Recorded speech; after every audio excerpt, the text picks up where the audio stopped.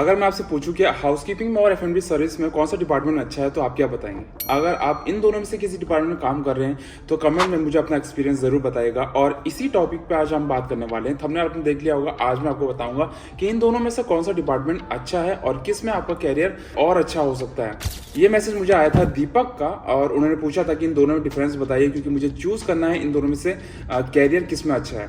तो हम इस टॉपिक की बात करेंगे। इससे पहले अगर आप इस चैनल में नए हैं तो सब्सक्राइब कर लीजिए इस चैनल को, और अगर आपने इंस्टाग्राम पे फॉलो नहीं किया तो फॉलो कर लीजिए, जहां पर मैं बहुत सारे वीडियोस आपके लिए लाते रहता हूं। तो चलिए इस टॉपिक की बात करते हैं, किसमें एडवांटेज है किसमें डिसएडवांटेज है, और हर टॉपिक की बात करेंगे। पर उसके लिए आपको ये वीडियो शुरू से लेकर लास्ट तक देखना पड़ेगा। सबसे पहले तो मैं आपको बता दूं कि मेरे अकॉर्डिंग जो सबसे अच्छा डिपार्टमेंट है वो कौन सा है। वो है आपका जिसमें भी आपका इंटरेस्ट होगा। अगर आपको एफ&बी सर्विस में इंटरेस्ट है तो आपको उसमें जाना चाहिए। अगर आपको हाउसकीपिंग में इंटरेस्ट है तो आपको उसमें जाना चाहिए। तो सबसे पहले तो इंटरेस्ट होना चाहिए। अगर आपको इंटरेस्ट है तो आप उसी में जाइए जिसमें भी आपको इंटरेस्ट है, चाहे वो किचन में क्यों ना हो, चाहे वो अलग अलग डिपार्टमेंट क्यों ना हो। फॉर एग्जाम्पल, अगर आपको खाना बनाना पसंद है तो आपको किचन में ही जाना चाहिए। अगर आपको खाना बनाना पसंद है और अगर आप सर्विस में जाते हो तो आपको स्ट्रगल करना पड़ सकता है, क्या पता आपको उसमें सक्सेस नहीं मिलेगी। इसलिए सबसे पहला पॉइंट ये है कि जिसमें आपको इंटरेस्ट है उसी में जाइए।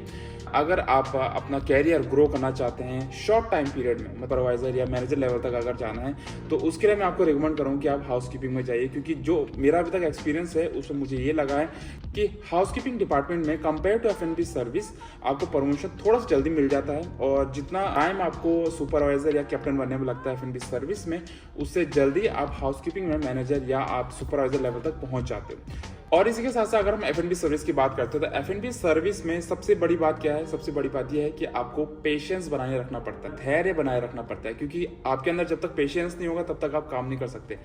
इसमें आप एज अ सेल पर्सन काम करते हो। सेल पर्सन आपको पता है वो जो घर घर जाके अपनी सेलिंग कराते हैं, अपना आइटम वगैरह बेचते हैं, अपनी चीज़ें बेचते हैं, तो वो सेल्स पर्सन होते हैं। सेम ऐसे ही आपको यहाँ पर एज अ सेल्स पर्सन काम करना पड़ता है, जिसके लिए आपके अंदर पेशेंस होना बहुत ज़रूरी है। आप बहुत सारे लोगों से मिलते हो, बहुत सारे गेस्ट से, कस्टमर से मिलते हो जो अलग अलग तरीके के होते हैं, अलग अलग माइंड सेट के होते हैं। तो उनसे मिलने के लिए, उनको सहने के लिए, उनकी बातें सुनने के लिए आपके अंदर पेशेंस होना बहुत ज़रूरी है।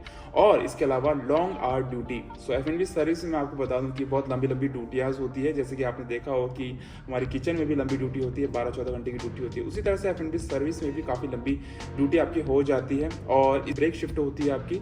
आप सुबह आते हो, फिर थोड़ा 2-3 घंटे के लिए आप रूम पर जाते हो, फिर दोबारा से आते हो, तो ब्रेक शिफ्ट होती है। अगर आपको ब्रेक शिफ्ट पसंद नहीं है तो आप हाउसकीपिंग में जा सकते हैं। यहाँ पर ध्यान रखिएगा, कंपेयर मैं सिर्फ हाउसकीपिंग और सर्विस को कर रहा हूँ, तो किसी दूसरे डिपार्टमेंट के बारे में अभी मत सोचिएगा। सपोज आपका कोई फंक्शन आ गया, कोई पार्टी आ गई, तो जब तक वो फंक्शन पार्टी फिनिश नहीं होगी तब तक आप अपनी ड्यूटी को फिनिश नहीं कर सकते। तो वो फिनिश करने के बाद ही आपको जाना पड़ता है। और जितना बड़ा लेवल होगा आपका, उतना ही आपको लंबा काम या उतनी ही देर तक आपको रहना पड़ेगा अपने होटल में, आपके रेस्टोरेंट में। तो पेशेंस और लॉन्ग आवर ड्यूटी के बारे में सोचिए। अगर आपको लगता है आप ये कर सकते हैं तो बिल्कुल आप जाइए। अगर इसमें आपकी कम्युनिकेशन स्किल अच्छी हो जाती है, इसमें कैरियर जो है आपका ग्रोथ बहुत अच्छे से होता है। इससे कोई पूछे कि इन दोनों में कौन सा डिपार्टमेंट अच्छा है तो मैं एफ&बी सर्विस ही बोलूंगा। उसके अलावा जो है आपको टिप्स वगैरह बहुत सारी मिल जाती है एफ&बी सर्विस में। हाउसकीपिंग भी मिलती है, बट कंपेयर करोगे तो सर्विस में आपको बहुत अच्छी खासी टिप मिल जाती है। और कंपेयर टू हाउसकीपिंग उसमें सैलरी उतनी नहीं होती है। सर्विस में भी सैलरी इतनी नहीं होती है, बट यहाँ पर आपको जितनी टिप मिल जाती है और सर्विस चार्ज जो अगर उसको ऐड करोगे तो सैलरी जो है ना आपकी वो डबल तक हो जाती है। जितने बड़े ब्रांड में आप काम कर रहे हो, रेस्टोरेंट हो गया या होटल हो गया, वहाँ पर आपके सर्विस चार्ज और टिप उतना ही ज़्यादा होता है। तो ये बहुत अच्छी चीज़ मुझे लगती है। अगर आप सैलरी के पर्पज से भी देखेंगे तो एफ&बी सर्विस इज बेस्ट। बात करें अगर हाउसकीपिंग डिपार्टमेंट की, तो इसमें आपको केमिकल के नाम पता होना चाहिए, कितने टाइप की क्लीनिंग होती है ये आपको पता होना चाहिए, और आपको फोल्डिंग के बारे में पता होना चाहिए। आपने देखा है कि जो हाउसकीपिंग वाले होते हैं वो पूरा बेड बना के रखते हैं, गेस्ट के लिए तैयार करके रखते हैं, वहाँ पे फोल्डिंग वगैरह करते हैं। जो क्या बोलते हैं, टावल वगैरह होता है, उनकी फोल्डिंग अच्छे से बना के रखते हैं। उनको डेकोरेशन के बारे में नॉलेज होती है।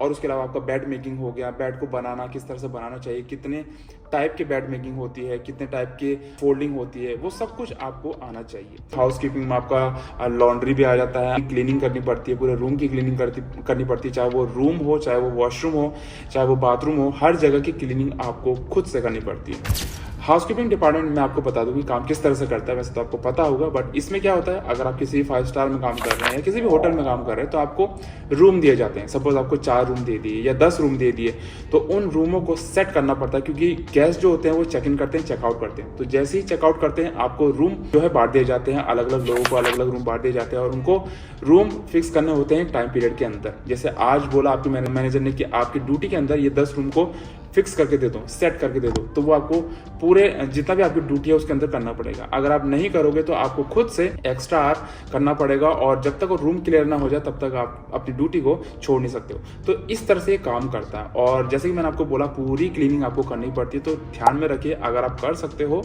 तो ही आप हाउसकीपिंग में आइएगा।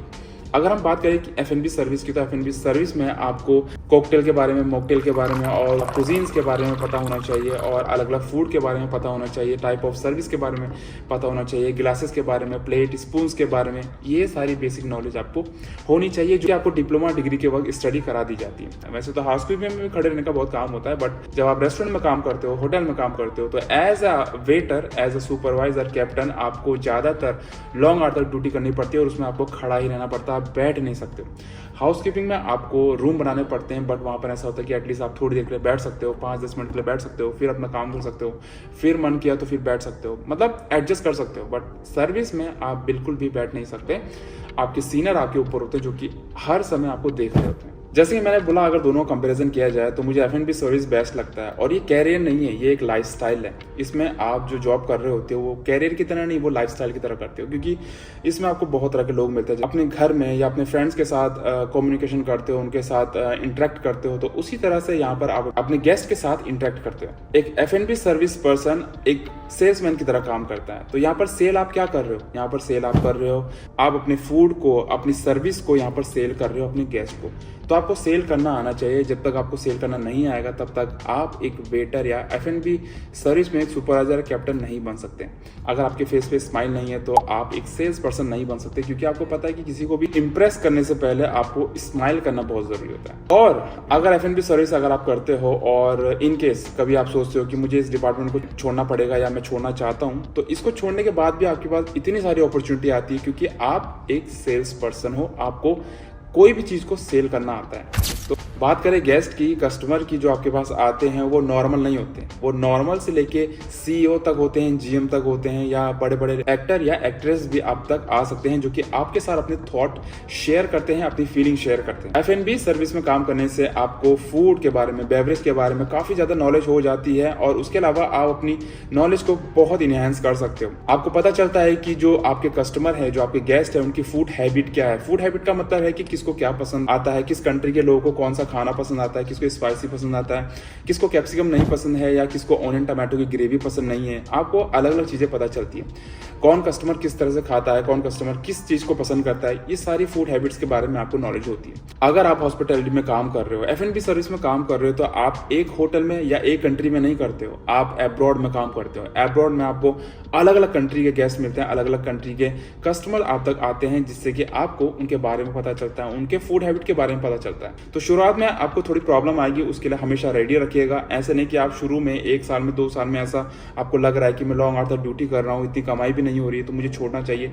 बिल्कुल भी ऐसा मत करिएगा। अगर आप ये सोचोगे कि मुझे छोड़ना चाहिए, तो आप चाहे कहीं पर भी छोड़ दो, कभी भी छोड़ दो, सिचुएशन सेम होनी है। क्योंकि किसी भी जॉब में, किसी भी कैरियर में आपका जो स्टार्टिंग टाइम होता है वो सेम स्ट्रगलिंग होता है। सैलरी के साथ साथ आपको टिप और सर्विस चार्ज भी अच्छा मिल जाता है F&B सर्विस में, तो आपकी सैलरी जो है वो 2 गुना हो जाती है। तो मुझे जो लगता है, जो मेरा एक्सपीरियंस है, F&B service is best.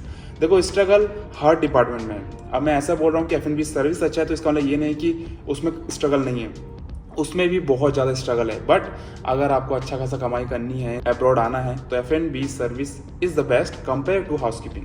Housekeeping मैं कभी भी किसी को भी रिकमेंड नहीं करता हूँ, ना ही मैं कभी करूंगा। बट उसका मतलब ये नहीं है कि हाउसकीपिंग डिपार्टमेंट अच्छा नहीं है। आई होप आपको आज पता चल ही गया होगा कि कौन से डिपार्टमेंट में ग्रोथ ज्यादा है और किसमें कम है।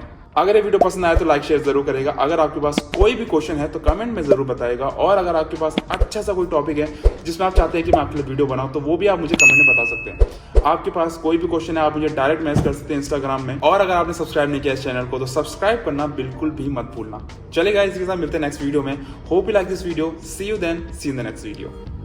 बाय।